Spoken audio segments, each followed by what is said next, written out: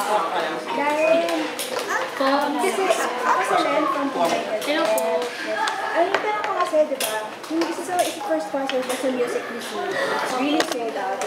Puno yung and then now, you're going MOA in such a biglang.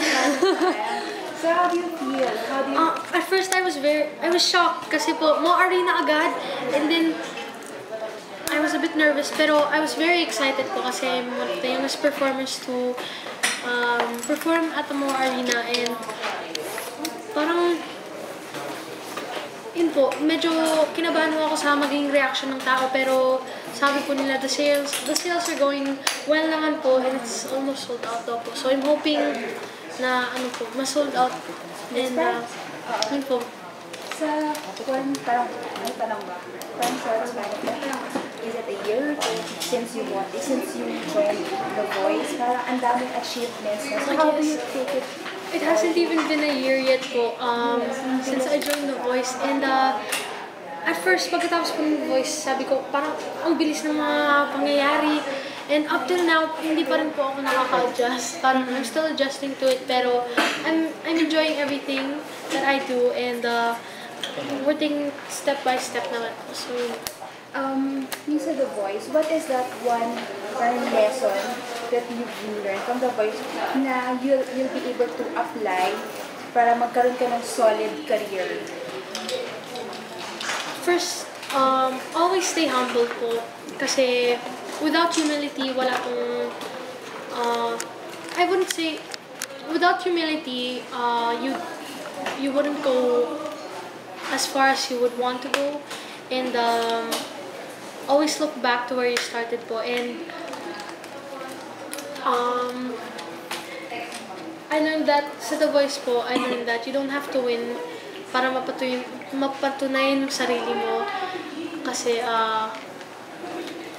you don't have to win para okay, take two.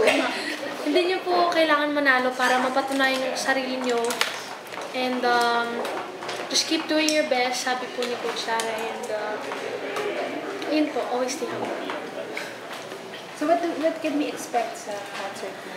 Marami pong pasabog, and I'm doing some things for the first time. And I'm very happy, and I'm very excited to perform our set list. Will the other Voice kids be there in the concert? Will perform with you? Some of them said na manonood po sila, and hindi po sila magpo-perform, pero yun po, I'm happy that baka po pumunta po sila. With the selections of the guests like Mitoy, Alisa, and Jason, and I heard Baby, so who selected? Who asked them to join on the concert?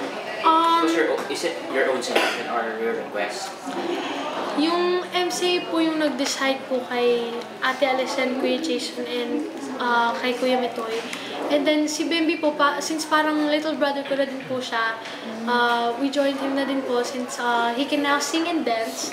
And si Kuya Robby din po, parang big brother ko na din po yun. So, we also joined him po. Parang group decision po namin si Bimby at si Kuya Robby.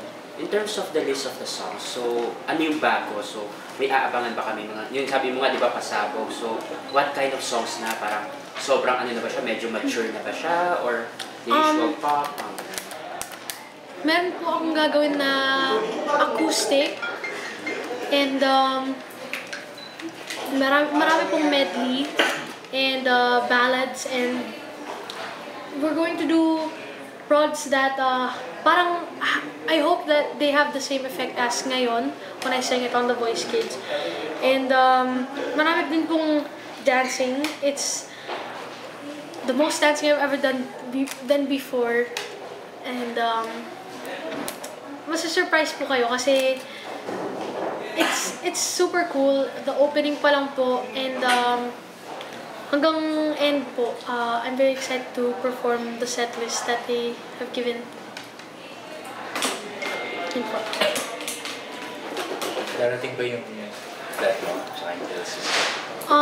I'm hoping kasi po, we kind of mentioned it to them, so we're planning po.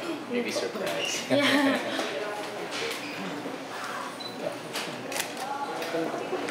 Well, Kwento ko po sa amin yung Australian trip. Ako curious. Oh, yes. What cities did you Wait lang, bakit seryoso mo? Makulit yan. Kulit yan. Pagod na. Shock na. Kayo seryoso Never expect. Yeah. Bibitin ako sa chandelier sa MOA. Hindi na tinanong yun eh. Joke. Ano sabihin? Parang gagawin. Magta-tumbling ako. Gagan. Hindi pa. Sa Australia po, I went to Brisbane, Adelaide, and then Sydney and Melbourne.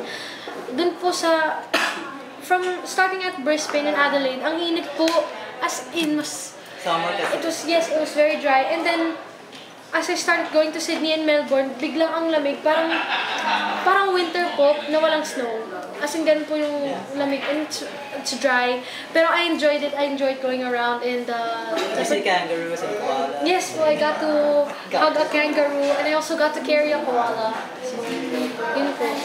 And the staff and the producers were all very nice. And yun po. I hope to go back soon. Someday. There was this, the trip was for promotion. Purpose of the trip.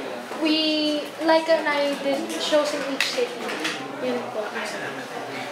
Sino yung dream duet mo? Hindi ko pa po alam. Kasi ang rami ho, nakaduet ko na po yung mga malaking artista dito sa Pilipinas, which has always been a dream of mine. And I couldn't really, hindi ko po makaka-choose. Thank you. It's international ones. Ariana. Oh yes, Ariana Grande, Bruno Mars, Maroon 5, Beyonce. Kaya po ng hanggang 10 minutes. Yung mga may ANA lang siya na hapon. Queen of Ay, Thank you. kalakas. Question ba? On a personal note, given that you are busy with what's going on in your career, Yes po. what is that one thing in your childhood that you missed a lot that you're willing to trade with just for one day? Being a normal kid, honestly, kasi namimiss ko na din po yung mga kaibigan ko, getting to go around our neighborhood on my bike or my scooter, and I miss hanging out with them, and also yung kapatid ko po, kasi po naiwan nga po sila ni Daddy sa Canada, so yun po. Okay. Yun. Thank you. Nakuha mo na ba yung birthday wish mo? Or is it still being worked on? Nakuha ko naman na po yung birthday wish ko. Yun po.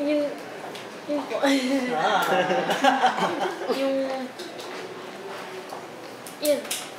Pero meron ka pa rin na-aspire that you're praying for in your next birthdays. Kasi you're so young pa di ba?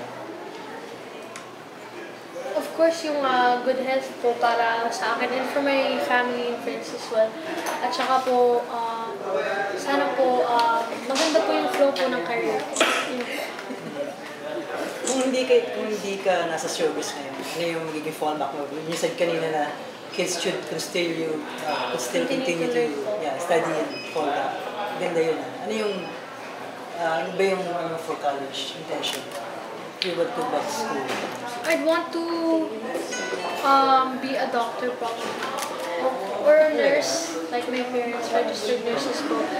And I just really want to finish school po para po may fallback. Hindi mo lang. Laban lang. Yay! Darian, what's your me time? Me time, homework, job. Pero totoo naman po, I do homework on my spare time. And I like to create music on my iPad and my iPhone. I do Insta covers and then I post them on Instagram for fun. And I also like to play with my Xbox. Yes, yung mga Call of Duty, Minecraft, GTA. And I also like to FaceTime my sister and text my friends back home. Yun po. About your birthday concert, nag-rehearsal na ba kayo as of now? We've discussed the set list po, and I'm very excited to rehearse it, and we're going to be starting next month. Yes po. ano yung mga songs na hindi usual na kakantahin mo? Can you secret siya? Okay. Mag-ano po ako, maging Italian, mag-French, Wow. ganun. Joke lang. Wow. Naku, French Canada eh, di ba? Yeah. Basta abangan nyo na lang po. And I'll also be, pwede bang sabihin?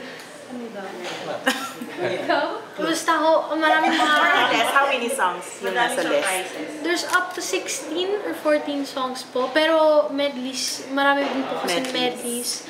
So, one medley is one song po. So, siguro up to 18 songs po. And, yun po. And there's a lot of dancing.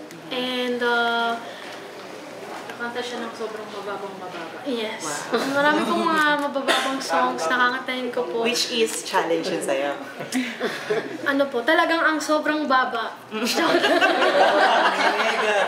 Talagang ang sobrang baba. Kasi hindi, Key of ano. yun.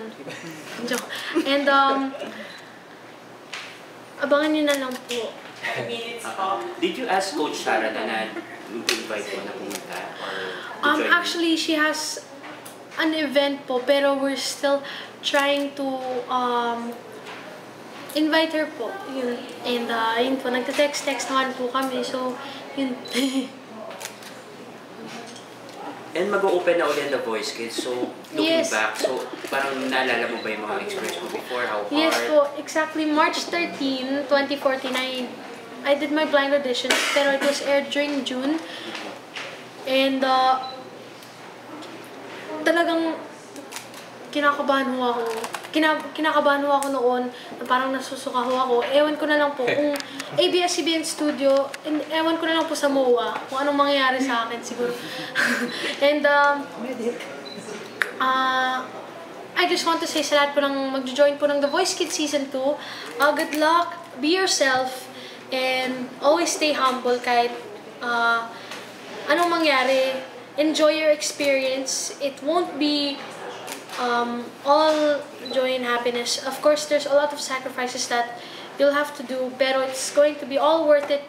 And yun po. And kahit busy yung schedule, dapat parating you have to make time for school para may fallback ka, and kasi showbiz isn't forever nga po. So yun. Kung magpa-speaker po, Or ano na lang.